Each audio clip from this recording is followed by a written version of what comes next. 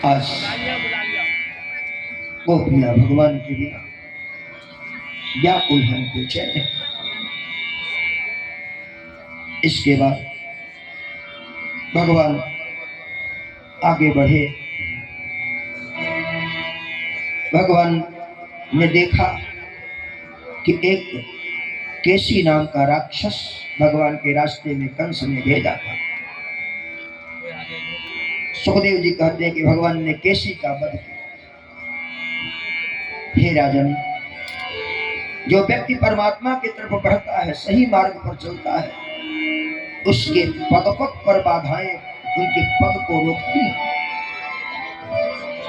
जिसका संकल्प सच गया है, समर गया है, कोई भी बाधा उसे रोक नहीं सकती। इसलिए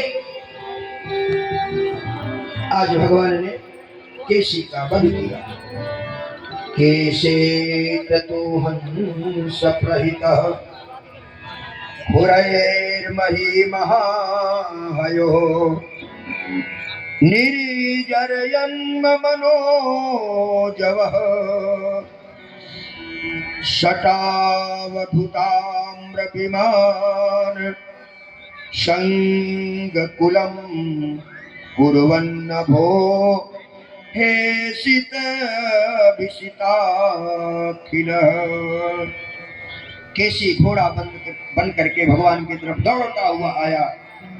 भगवान ने केसी का वध किया।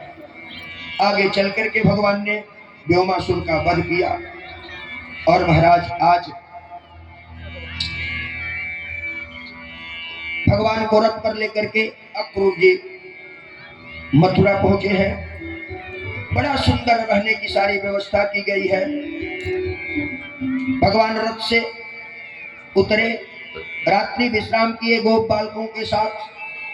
प्रातः काल भगवान मथुरा के उन जगह पर जाना चाहते हैं जहां कंस का प्रयोजित धनुष यज्ञ है। भगवान आगे बढ़े। जमुना के तट पर एक धोबी कपड़ा धो रहा था। भगवान ने देखा हमारे गोप बालक बिल्कुल ऊपर से उनका तन निर्वस्त्र है, वस्त्र कोई नहीं है। उस केसी नाम धोबी से कहा कि जरा वस्त्र दे दो। इस वस्त्र को पहन करके हमारे जितने भी ग्वाल बाल हैं राजा के उत्सव को देख करके लौट के आएंगे, वस्त्र तुम्हें वापस कर दिया जाएगा। उसने बड़ी कटु वाक्य बोली। अरे ए गोप बालक, अहिरों के छोरे, राजाओं के वस्त्र पहनना क्या जाने। प्रभु को क्रोध आ गया और प्रभु ने उस समय उस रजक का वध कर दिया, मुष्टिका प्रहार करके मार दिया। जब वह रजक वह धोबी मारा गया तो प्रभु ने गोपाल को कहा लूट लो कपड़े जो लूटना है। गोप बालकों ने कपड़े लूटे, लेकिन किसी के बड़े हो रहे हैं, किसी के छोटे हो रहे हैं। आगे भगवान चले तो एक दर्जी था। भगवान ने उससे विनय किया। उस दर्जी ने भगवान के अनुनय विनय को सुन करके जिसके लायक जो कपड़ा था, जो छोटा था, उसे बड़ा बनाया, बड़े को छोटा बनाया। सभी पहन करके बड़े सुंदर तरीके से सज धज करके आगे गए। उस दर्जी पर भगवान ने कृपा किया। आगे भगवान आगे बढ़े तो एक सुदामा नाम का माली था जो रोज पुष्प का माला बना करके ले जा करके कंस को पहनाता था। भगवान रास्ते में मिले। भगवान ने याचना की उस माली से। उस माली ने अपने हाथ के बनाए हुए माला को प्रभु को समर्पित कर दिया, पहना दिया। भगवान ने उस माली पर भी बड़ी कृपा की। उसके बाद महेश्वरेणासौ हे ममाली महामनः माला करो द्वापरान्ते सुदामा शंभो मगः। भगवान थोड़ा सा आगे बढ़े तो एक कुब्जा नाम की औरत जो पीठ पर कुब्ज निकला हुआ था, बड़े सुंदर तरीके से चंदन घिसती थी और उस चंदन को ले जा करके राजा कंस को देती थी और उसके घिसे हुए चंदन को कंस लगाता था। भगवान मिल गए रास्ते में। कुब्जा से पूछा कहां जा रही हो? ऐ सुंदरी। कुब्जा के कान में एक बार सुंदरी शब्द का आवाज प्रवेश किया था, बाकी सभी लोग उसके रूप को देख करके हंसते थे। सुंदरी का संबोधन जैसे ही प्रभु ने कुब्जा के लिए किया, कुब्जा रुक गई। भगवान ने कुब्जा से पूछा, कहां जा रही हो? कुब्जा ने कहा कि मां प्रभु, मेरे राजा मेरे द्वारा घिसे हुए चंदन को लगाते हैं, मैं रोज चंदन घिसती हूँ, उनको ले जाकर के समर्पित करती हूँ और उस समर्पित चंदन से अपने ललाट को राजा सजाते हैं। भगवान ने कुब्जा से कहा, सुंदरी क्या आज चंदन मुझे दे दोगी? कुब्जा ने तुरंत चंदन प्रभु को दिया। प्रभु ने उस कुब्जा के चंदन से अपने ललाट को सजाया, सभी गोप बालकों को लगाया। एक कथा कहती है कि सबसे पहले संसार के कोई वस्तु हो, अपने माधव को समर्पित करो। तुदीयम वस्तु हे प्रभु तुभ्यमेव समर्पेत ध्यान सबको भुक्त्वा प्रसीद परमेश्वरः। आज कुब्जा भी धन्य हो गई।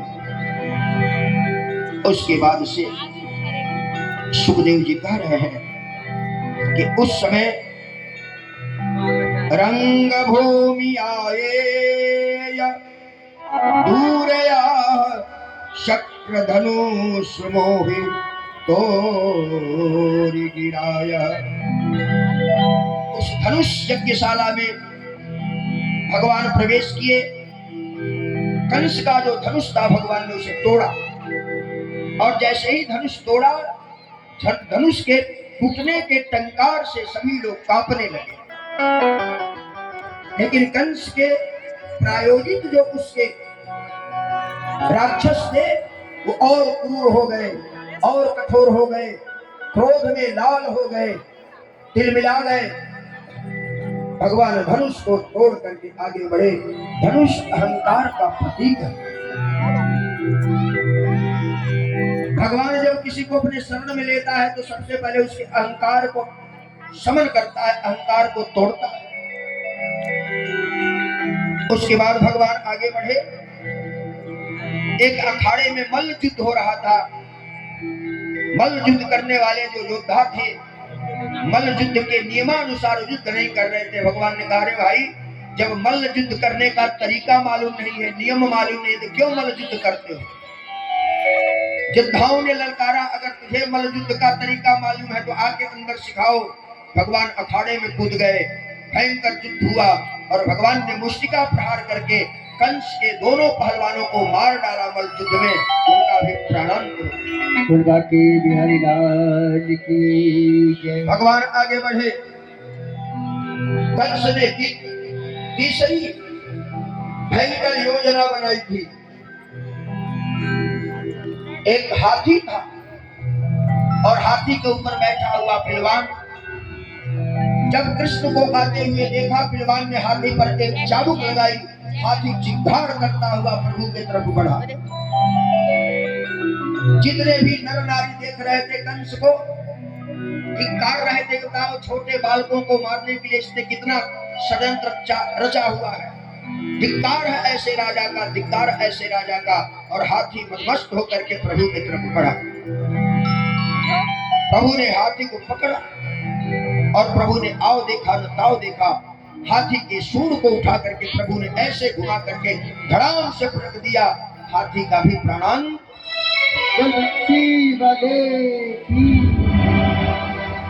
और जैसे हाथी का प्राणांत हुआ, हाथी के प्राणांत होते ही कंस कांप गया, भयभीत हो गया। मृत्यु सामने नाचने लगी। अब क्या करे, क्या नहीं करे। अपने सैनिकों को ललकारा, पकड़ो, घेरो, मारो। लेकिन सैनिक एक भी नहीं टिक पाए। केवल प्रभु के देखने, रौद्र रूप देखने से ही सैनिक भाग गए। और जब सैनिक भाग गए तो कंस अब प्रभु से बचने का उपाय ढूंढने लगा। आसन से नीचे उतरा और जैसे ही भगना चाहता है, प्रभु ने पकड़ लिया, खींच लिया। मामा इधर। और आज कंस को प्रभु ने पकड़ा, दोनों हाथ से ऊपर उठाया। कंस की मृत्यु आज कंस के सामने नृत्य कर रही है, नाच रही है। कंस घबराया है, व्याकुल है। अपनी बुद्धि से प्रयास कर रहा है कि भगवान की पकड़ से छूट जाए, प्राण मेरे बच जाए। भगवान ने कहा कंस से,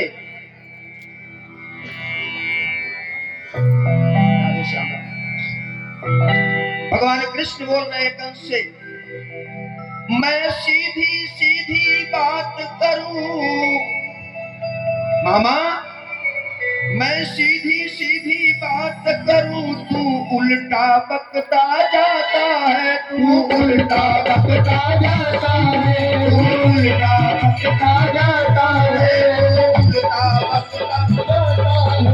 मामा मैं मीठी बात करूं, मामा मैं मीठी बात करूं, जहर उगलता जाता है, मामा मैं मीठी बात करूं, तू जहर उगलता जाता है, मामा मैं मीठी बात करूं, तू जहर उगलता जाता है।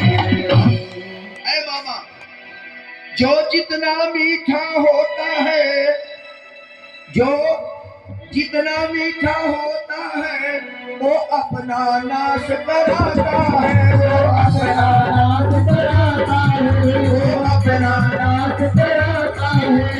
वो तो मीठे गन्ने को देखो, तो मीठे गन्ने को देखो, तो मीठे गन्ने को देखो, तो मीठे गन्ने को ओलू में फेरा जाता है, देखो तो मीठे गन्ने को ओलू में फेरा जाता है, देखो तो मीठे गन्ने को ओलू में फेरा जाता है।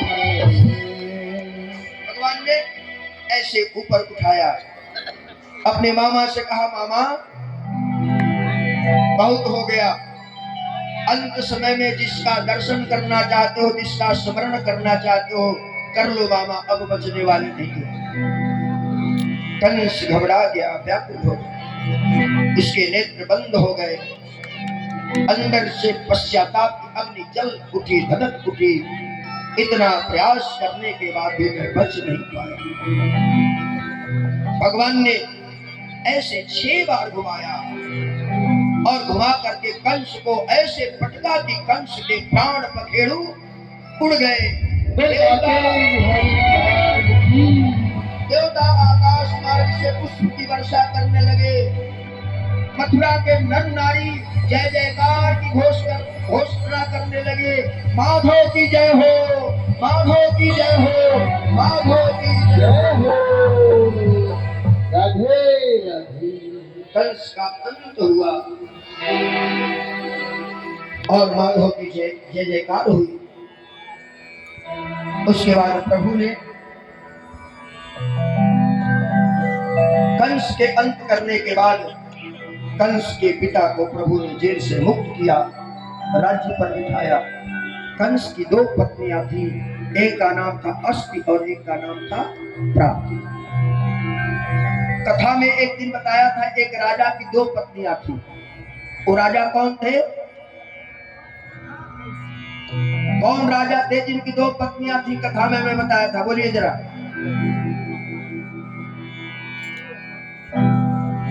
अब लग रहा है कि आप लोगों ने इस कथा को मनोरंजन के रूप में लिया है। कथा मनोरंजन करती है, कथा मन को मारती है, लेकिन आपने इस कथा को मनोरंजन के रूप में ले लिया। पूरे भागवत कथा में 2 लोग हैं जिनकी 2 पत्नियां हैं। पहले कौन थे?